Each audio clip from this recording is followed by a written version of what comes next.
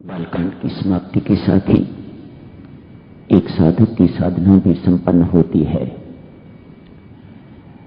भक्ति मार्ग में ताटिका को दुराशा कहा जाता है। ज्ञानी ताटिका को अविद्या कहते हैं। ताटिका का वध कर दिया है भगवान ने एक ही तीर से और उसे अपने अंदर समा लिया है। साधक जब साधना आरंभ करता है तो भगवान यहां संकेत देते हैं, अपनी साधना के माध्यम से परमेश्वर के अतिरिक्त किसी दूसरे से आशा न रखिएगा। यहां से साधना का शुभ आरंभ होता है। सर्वप्रथम इसे ही मारा है। यदि व्यक्ति परमात्मा से भी आशा रखता है और संसार से भी आशा रखता है तो ये स्पष्ट है कि उसे परमात्मा के प्रति अभी विश्वास ही नहीं हुआ, वह साधना के मार्ग का पथिक नहीं है। यदि संसार से आशा नहीं है, केवल परमेश्वर से ही आशा है, तभी तो भक्ति मार्ग ही कहते हैं ना।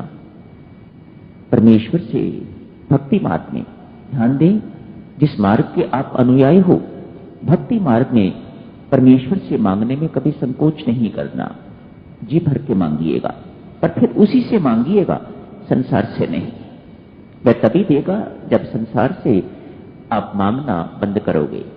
यदि संसार से भी मांगते रहोगे और परमात्मा से भी मांगते रहोगे तो मानो अभी साधना ने ताटिका को मारा नहीं है।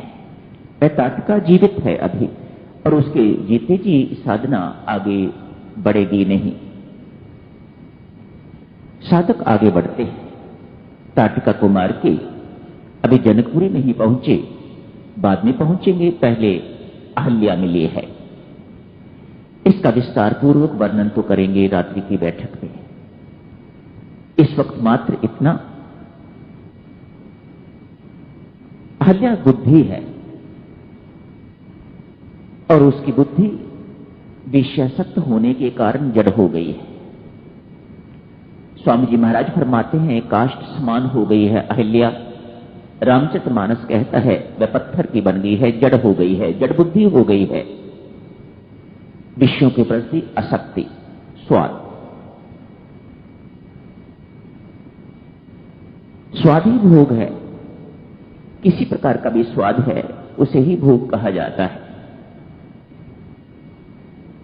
इसका जब तक जड़ता दूर नहीं होती, ये अहिल्या जब तक पुनः चेतन नहीं होती, तब तक साधना और आगे नहीं बढ़ पाएगी। दूसरा पड़ाव है जो संसार, जो विषयों के प्रति आपकी विषयासक्ति है, विषयों के प्रति आकर्षण है, उसे खत्म कीजिएगा।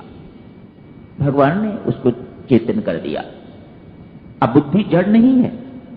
साधक की बुद्धि जो अहिल्या बनी हुई थी, जो जड़ बनी हुई थी, भगवान ने, एक साधक ने उसका उद्धार कर दिया।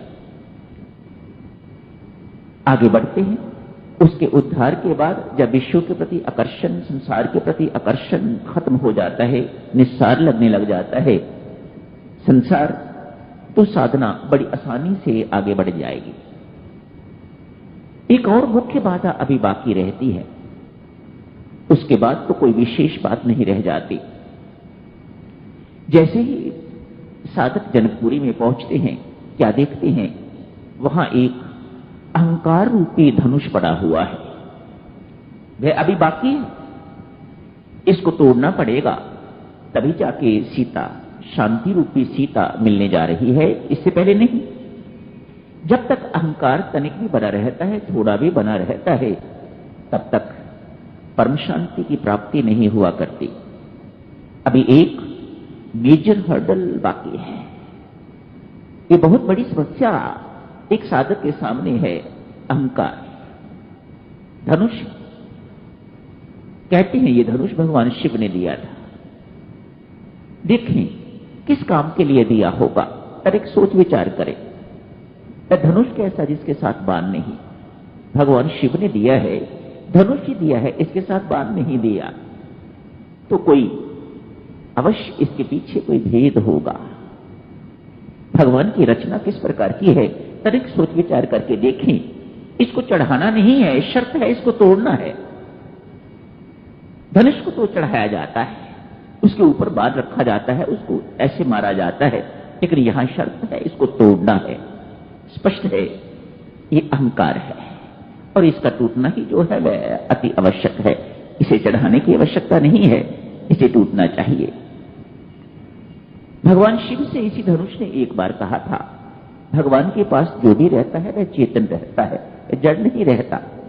धनुष भी बातचीत करता है।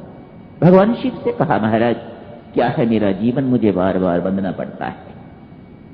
भगवान शिव ने आशीर्वाद दिया, जाओ अब जहां जा रहे हो वहां एक ही बार चढ़ना पड़ेगा, उसके बाद फिर कभी बंधना नहीं पड़ेगा। एक बार टूट जाओगे तो फिर कोई बांध नहीं सकेगा आपको, आप हमेशा के लिए मुक्त हो जाओगे। और इसी शर्त पर भगवान शिव ने वह धनुष दे दिया है। अहंकार रूपी